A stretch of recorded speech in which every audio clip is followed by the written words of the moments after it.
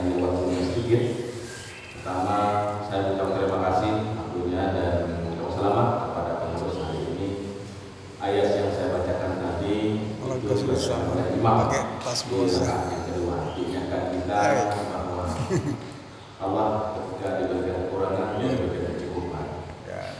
Ketika kita bingung, kita diberikan petunjuk. Kira begitu. Nah, alhamdulillah hari ini masjid saya tadi masuk sini senang aja masjid ini. Bersih dan luas, tidak panas. Karena ini tinggi. Mungkin karena dia baru ya. Nah, saya ingin menyampaikan bahwa fungsi masjid itu ada tiga. Ini yang selalu saya sampaikan. Kalau nanti ada yang kesamaan mirip dan saya sampaikan, saya mohon maaf. Ini secara keseluruhan bahwa masjid yang ada di Indonesia beberapa hal memang seperti ini. Pertama, masjid menjadi tempat ibadah ubudiyah. Jadi kemudian yang kedua tarbiyah dan yang ketiga ijtimaiyah sosial kemasyarakatan. Nah, masjid itu biasanya yang paling lemah itu di ijtimaiyahnya ini, sosial kemasярakatannya. Jadi nanti banyak masjid itu sampai 400-500 juta saldonya diumumkan setiap Jumat, tetapi di sebelah 20 meter dari masjid itu ada warga yang tidak mampu, yang hampir dikatakan makannya itu 2 hari sekali, itu luar biasa. Tanpa kita sadari. Atau di sisi yang lain, sosial kita tidak berjalan, tapi di lembaga saldonya selalu diumumkan. Nah, Bapak-Bapak semua yang hadir hari ini, saya ingin menyampaikan bahwa persoalan di masjid itu seperti dikatakan oleh Pak Ketua tadi adalah kita kebanyakan mengurus pengurus. Nah, ini yang harus hati-hati. Jadi waktu kita habis ngurus pengurus yang maju, ngambek, maaf, nah muazin dia terus, imam ya terus, 5 waktu dia semua jadi imam. Dan tidak ada regenerasi. Nah, ini juga selalu kita seperti itu. Ada imam yang tidak mau ditegur. Jadi kalau saya sampaikan saya sama saya mohon maaf, ini hampir rata-rata di masjid itu ada. Ada tadi yang mau jadi ketua itu selamanya, ya tidak apa-apa, selamanya. Tapi perlu juga regenerasi. Jangan sampai nanti setelah sepeninggalnya kita malah jadi masalah masjid itu. Karena bagaimanapun menjadi pengurus ini amanah dan akan dipertanggungjawabkan walaupun hanya kita anggota. Jadi persoalan itu ketika ada masalah di masjid itu selalu cuci tangan semua. Saya tidak ikut, saya tidak tahu contoh misalkan storingnya sederhana, storingnya mic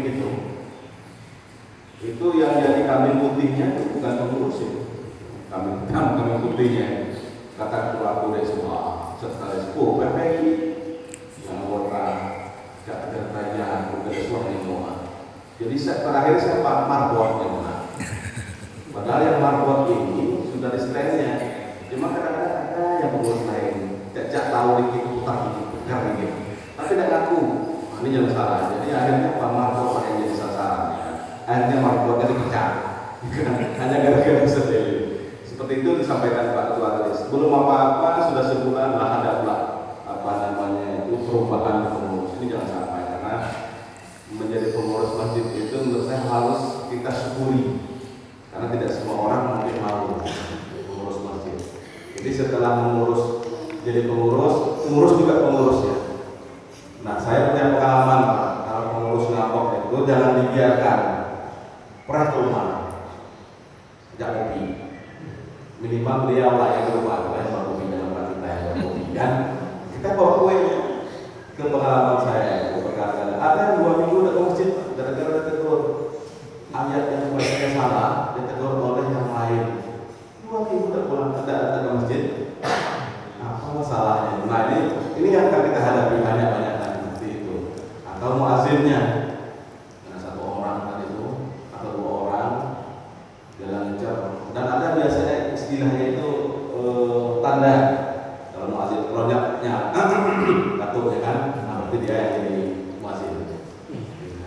Nah, ini harus dibuat jadwal lah kalau saya ada 5 atau 6 orang yang menjadi muazzin. Memang harus bersama-sama karena regenerasi seperti ini.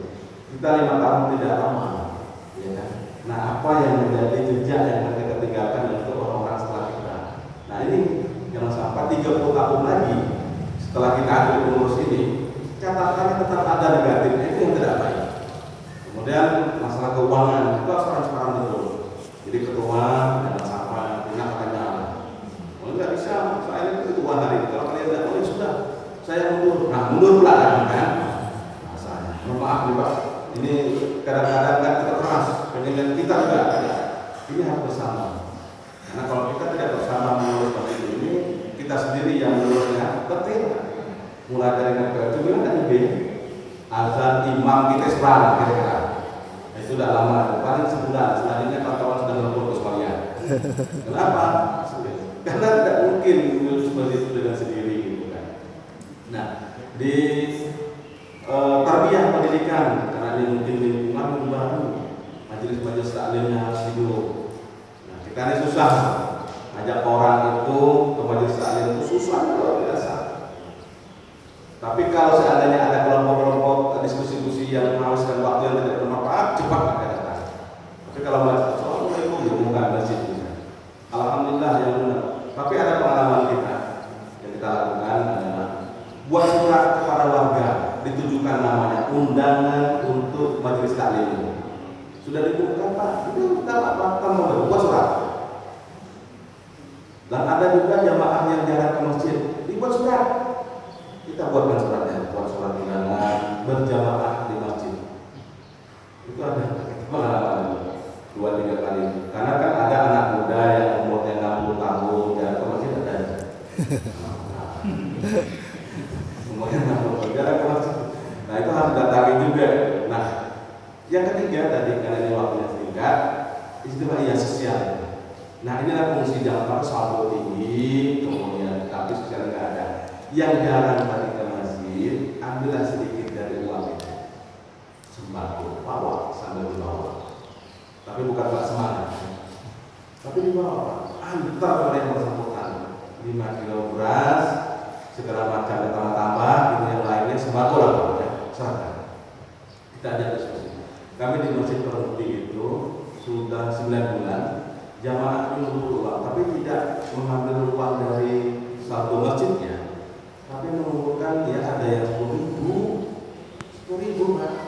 Pak boleh dulu Pak, atau berapa? Muskul ada 1.000 jadi Rupiah kalau ada jadi. Yang penting niatnya. Alhamdulillah sudah 9 bulan ini ada yang 100, ada 10.000 kumpul jadi satu, beli beras. Nah, fakir miskin yang memang tidak mampu terdatangi. Ini sosial kita di seputaran masjid itu. Yang jarang ke masjid itu kasih juga, tapi ketika mereka kita kasih itu ya ada 3 menit lah tausiah, bukan kira mengajak ke masjid. Jadi ini di masjid-masjid ini agak sedikit kurang ya sosial masyarakat ini, karena beberapa tempat kita lihat memang seperti itu. Nah di samping itu ada lagi program yang setiap Jumat uangnya banyak 500.000, 700.000 terkumpul itu diserahkan kepada anak yatim khusus di sekitar masjid. Nah, kita hari ini alhamdulillah diberikan oleh Allah kesempatan untuk jadi pengurus masjid. Saya juga jadi pengurus masjid, ngurus ibadah. Tidak mau jadi ketua ya Pak. Ngurus ibadah, karena penting ibadah itu bukan kebersihan masjid. Masjid bersih. Kalau kita itu sehari itu, jadi kalau karena ini karpet kita angkat, setiap sebelum sholat itu dipel dulu. Sebelum sholat itu dipel dulu. Kamar mandinya itu minimal 2 kali sehari dibersihkan dan kita siapkan disinfektan di situ. Kan kadang-kadang ada juga jamaah yang makan pete. Itu kan baunya alhamdulillah pokoknya kita tidak makan tapi menikmati baunya. Nah itu kita kan dibersihkan. Dan saya kebetulan karena kontrol seperti lockdown kemarin, saya setiap hari lihat ke belakang. Jadi pengurus itu harus peka. Jangan sampai bagian A, B, C bidang ini menyiapkan bidang. Tidak, semuanya sama-sama. Oh lihat yang markot itu kan yang tersinggung kalau dikasih tahu, ya kan? Kenapa? Ini kita menjadi sama-sama, bukan satu orang. Jadi kita tim. Jadi kan bagiannya ada 20 orang, 20 orang yang menyiapkannya. Dan yang menarik adalah ketika ada kurang bersih dan sebagainya, tidak usah menerima kalau. Kalau kita masih mampu untuk ngepelnya, kita yang satu biasa, ambil kan sudah borongnya. Kenapa? Dan kalau saya berpikirnya begini, kita yang kecil itu bisa kita bersihkan dan dapat pahala. Saya punya mata dua, apa yang saya katakan? Satu itu bukan kunci. Saya katakan buka pintu masjid pertama kali pagi itu betapa banyak pahalanya. Dari pagi sampai dengan tutup malam orang sholat di situ. Jadi ketika datang jam 9, jam 4, dia datang setengah 4. Karena buka pintu, takut saya yang buka pintu duluan. Jadi semakin seperti itu. Nah, jadi kita harus bersemangat untuk mengurus masjid ini dan saya harapkan bahwa mudah-mudahan Allah berikan kesehatan kepada kita semua. Yang penting adalah hatinya yang mengurus masjid itu dan tidak egois masing-masing. Itu aja itu. Kalau kita berprinsipnya bersama, termasuk nanti ini yang paling dekat adalah berkorban. Ya kan berkorban. Itu mudah-mudahan ekornya sapi tidak hilang, kan kepalanya hilang, karena hilang. Karena banyak yang hilang itu kan. Nah, karena ini amanah, mudah-mudahan enak. Kalau yang di dalamnya sapi tempat pembuangan air kencingnya paling cepat hilang itu yang paling cepat. Tapi ingat bahwa apa yang diberikan amanah kepada kita sebenarnya akan dimintai pertanggungjawaban. Maka kami pun di Masjid Surabaya sudah 2 tahun ini karena saya mengontrolnya itu setiap satu potong daging itu sekarang 1 hari. Karena saya bilang